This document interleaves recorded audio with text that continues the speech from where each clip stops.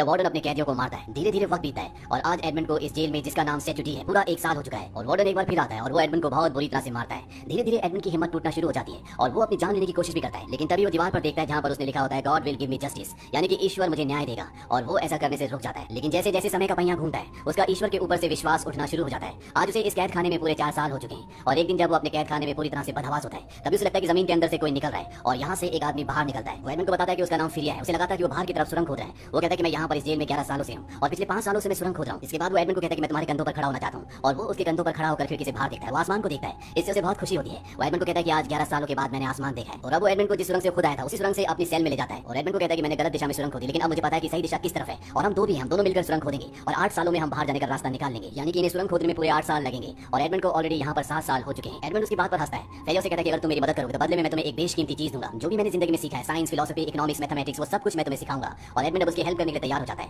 यहाँ पर वो एडमंड को तलवारबाजी करना भी सिखाता है क्योंकि वो तलवारबाजी में बहुत माहिर होता है। एडमंड को एक दिन में 2 बार अपनी सेल में जाना पड़ता है। एक बार उस वक्त जब टॉयलेट की बकेट लेने के लिए गार्ड आता है और दूसरी बार तब जब वो खाना देने के लिए आता है। और जो भी सुरंग से मिट्टी निकालते हैं वो उसे अपनी टॉयलेट की बकेट में डाल देते हैं ताकि गार्ड उसे ना देखे और उनके वेस्ट मटेरियल के साथ वो डर्ट को यानी कि मिट्टी को भी बाहर फेंकते। धीरे धीरे वक्त बीतता है और अब एडमंड हर चीज में कौशल प्राप्त कर रहा होता है। और एक दिन वो बूढ़ा आदमी एडमंड को बताता है कि मैं पहले नेपोलियन की फौज में था, लेकिन मैंने उसकी फौज छोड़ दी और मैं एक अमीर आदमी जो कि बहुत ही अच्छा इंसान था उसका सेक्रेटरी बन गया, लेकिन बाद में उसकी मृत्यु हो गई। लोगों का मानना था कि उसके पास बहुत बड़ा खजाना है जो उसने छुपा रखा है और नेपोलियन उस खजाने को चाहता था, इसीलिए मुझे पकड़ लिया गया। वो मुझसे खजाने का राज पूछने लगे, लेकिन मैं किसी खजाने के बारे में कुछ भी नहीं जानता था और तब से मैं यहाँ इस जेल में हूँ। एडमंड उसे अपनी कहानी बताता है। वो कहता है कि पहले मजिस्ट्रेट विलफोर्ड ने मुझे सारे इल्जामों से बरी कर दिया था, लेकिन बाद में उसने मुझे गिरफ्तार करवा दिया। फेलियर कहता है कि उसने अपना फैसला बदला, इसके पीछे जरूर कोई कारण होगा। और एडमंड को याद आता है कि उसने पूछा था कि नेपोलियन का लेटर कौन लेने के लिए आएगा। जवाब में एडमंड ने कहा था मिसियो क्लैरियन, और नाम सुनने के बाद उसने लेटर को जला दिया था। फेलियर कहता है कि अजीब बात है, देश के खिलाफ विद्रोह के इतने बड़े सबूत को मजिस्ट्रेट ने जला दिया, जरूर इसके पीछे कोई ना कोई वजह होगी। और यहाँ पे एडमंड पूरी बात समझ जाता है। दरअसल जो आदमी लेटर लेने के लिए आने वाला होता है वो मजिस्ट्रेट का पिता होता है जो कभी नेपोलियन की फौज में कर्नल था, और अगर उसके पिता के ऊपर देशद्रोह का आरोप लगता तो उसकी भी नौकरी चली जाती, उसके ऊपर भी देशद्रोह का आरोप लगता, उसे भी सजा होती। वो अपने आप को बचाना था। अब एडमंड को पूरी कहानी समझ में आ जाती है और धीरे धीरे सुरंग खोदते खोदते एक दिन एक पेड़ की जड़ तक पहुंच जाती,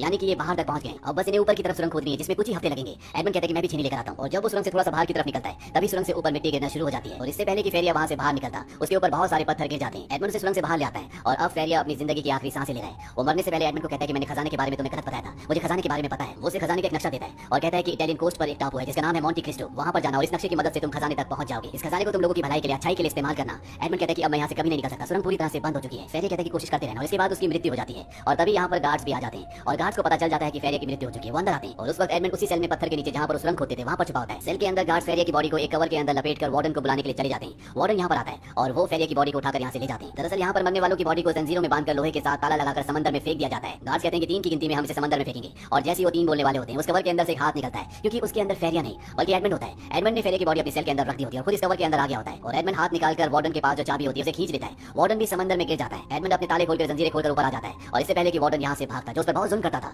वो उसे यहीं समंदर में मार देता है और खुद यहाँ से तैरता हुआ एक दूसरे टापू पर पहुंच जाता है। वहाँ पहुंचकर बहुत खुश होता है क्योंकि आज कई सालों के बाद उसने पहली बार आजादी की सांस ली है। और तभी वो देखता है कि वहाँ पर बहुत सारे लोग बैठे होते हैं, सबके सब लुटेरे होते हैं। तो यहाँ पर अपने साथी को मारने के लिए आए होते हैं जिसने उन्हें धोखा दिया था, लेकिन उसके कुछ साथी चाहते हैं कि उसे ना मारा जाए, इसीलिए यहाँ पर जो इनका लीडर होता है वो कोई फैसला नहीं कर पा रहा होता। एडमंड को देखने के बाद वो कहता है कि तुम हमारे धोखेबाज साथी से लड़ोगे और तुम दोनों में से जो जिंदा बचेगा वो हमारे ग्रुप में शामिल हो जाएगा। और अब एडमंड की और उस दूसरे आदमी जिसका नाम जैकब होता है इन दोनों की चाकू की फाइट होती है और इस फाइट में एडमंड उसे हरा देता है, लेकिन उसे मारता नहीं है, वो उसकी जान बख्श देता है और साथ ही साथ सरदार से कहता है कि इसकी जान बख्श दो, इससे तुम्हारे पास एक और काबिल साथी रहेगा। सरदार उसकी बात मान जाता है और जैकब की जान को बख्श देता है। जैकब एडमंड को कहता है कि मैं जिंदगी भर के लिए अब तुम्हारा गुलाम हूं। इसके बाद सब के सब यहाँ इस टापू से निकल जाते हैं। इसके बाद एडमंड अपने शहर लौट जाता है। जैकब को भी उसके साथ होता है। एडमंड एक अपने पुराने जानकार के पास जाता है जो उसे नहीं पहचान पाता क्योंकि आज 13 साल बाद वो लौटा है, उसका पूरा हुलिया बदल चुका है। एडमंड उस आदमी से कहता है कि मैं एडमंड का दोस्त हूं, मैं उसके परिवार के बारे में जानना चाहता हूं। वो आदमी बताता है कि एडमंड की राजद्रोह के बारे में पता चलने के बाद उसके पिता ने अपने आप को फांसी लगा ली। एडमंड पूछता है कि उस पर राजद्रोह का आरोप किसने लगाया था। वो आदमी बताता है कि विलफोर्ड ने, जो उस वक्त यहाँ का मजिस्ट्रेट था जिसने एडमंड को गिरफ्तार किया था। इसके बाद उसका प्रमोशन हो गया, वो चीफ प्रोसिक्यूटर बन गया और पेरिस चला गया। दरअसल उन दिनों उसके पिता की किसी ने हत्या कर दी थी। यहाँ पर एडमंड को ये भी पता चलता है कि जो उसकी गर्लफ्रेंड थी जिसका नाम मर्सिडीज है, उसने एडमंड की मृत्यु की खबर सुनते ही मोंटेगो से शादी कर ली थी।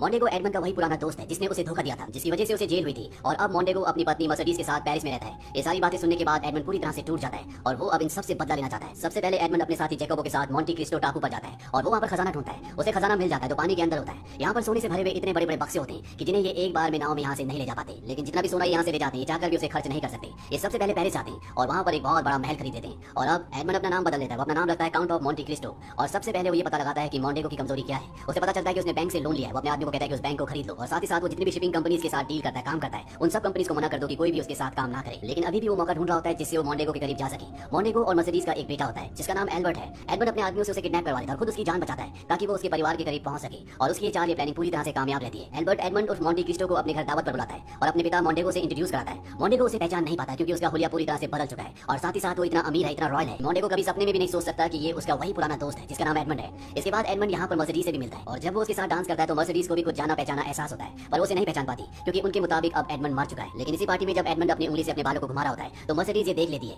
दरअसल एडमंड की पुरानी आदत होती है, वो पहचान जाती है कि ये एडमंड है। और जब एडमंड घर जा रहा होता है तो वो उसकी बग्गी में पहले से बैठी होती है। वो उसे कहती है मैंने तुम्हें पहचान लिया, लेकिन एडमंड उसकी बात को एक्सेप्ट नहीं करता। वो कहता है कि जिसके बारे में आप बात कर रही हो वो इंसान मर चुका है। मर्सिडीज कहती है मुझे पता है कि तुम वही हो। उसे बताती है कि मुझे मजिस्ट्रेट विलफोर्ड ने बताया था कि तुम्हें फांसी हो चुकी है और इसके बाद मुझे मोंडेगो से शादी करनी पड़ी क्योंकि मेरी मजबूरी थी। लेकिन वो उसकी बात नहीं सुनता और उसे बग्गी से उतार देता है। यहाँ पर एडमंड ने एक और प्लान बनाया होता है। वो मोंडेगो और विलफोर्ड जो कि मजिस्ट्रेट था उसे यकीन दिला देता है कि उसे खजाना मिल चुका है और उसका एक शिपमेंट आ रहा है जिसे पास करवाने के लिए उसे विलफोर्ड की जरूरत है। विलफोर्ड मोंडेगो से कहता है कि हम किसी भी तरह से उस शिपमेंट को हासिल कर सकते हैं और सारा सोना हमारा हो जाएगा। मोंडेगो कहता है कि मैं अपने पुराने दोस्त को जानता हूँ जो हमारी इसमें मदद करेगा। और जब पोर्ट पर एडमंड का शिपमेंट आता है तो मोंडेगो का वही पुराना दोस्त जिसे एडमंड भी जानता है। दरअसल आज से कई साल पहले एडमंड को इसी के बदले शिप का कैप्टन बनाया गया था, जिस वजह से जेलस हो गया था और इसने एडमंड को फंसाने में मोंडेगो का पूरा साथ दिया था। और जब भी यहाँ पोर्ट पर उसका खजाना चुरा रहे होते हैं तभी यहाँ पर एडमंड आ जाता है। उसके साथ पुलिस भी होती है और इस आदमी को अरेस्ट कर लिया जाता है। इसके बाद एडमंड सीधा मजिस्ट्रेट विलफोर्ड के पास जाता है जो स्पा रूम में होता है और उसे एडमंड कहता है कि तुमने आज से कई साल पहले मर्सिडीज को झूठ क्यों बोला कि मुझे फांसी हो गई। विलफोर्ड को कुछ भी समझ में नहीं आता। एडमंड उसे कहता है कि तुमने ऐसा इसलिए किया था कि मोंडेगो की और मर्सिडीज की शादी हो जाए। तुम दोनों ने एक सौदा किया था। तुम अपने पिता से परेशान थे क्योंकि वो नेपोलियन के वफादार थे, वो उनका साथ देना चाहते थे और तुम्हें इस बात का डर था, इसीलिए तुमने मोंडेगो को अपने पिता को मारने के लिए कहा और उसने तुम्हारे पिता का कत्ल कर दिया। विलफोर्ड कहता है कि सच है लेकिन तुम कभी इसे साबित नहीं कर पाओगे और ना ही मोंडेगो कभी इस बात को एक्सेप्ट करेगा। एडमंड कहता है कि हाँ वो तो नहीं करेगा लेकिन तुमने कर लिया। और तभी धुएं के पीछे से पुलिस आती है और वो विलफोर्ड को उसके पिता की हत्या की साजिश में गिरफ्तार कर लेती है। वहीं मोंडेगो शहर से भागना चाहता है क्योंकि उसके ऊपर कर्ज है, उसके ऊपर धोखेधड़ी के कई सारे मामले हैं और साथ ही साथ अब उसके ऊपर खून का भी इल्जाम है और मर्सिडीज को भी अपने साथ चलने के लिए कहता है। मर्सिडीज कहती है कि नहीं मैं तुम्हारे साथ नहीं आऊंगी। वो कहता है ठीक है तुम बताओ, मैं और मेरा बेटा यहाँ से चले जाएंगे।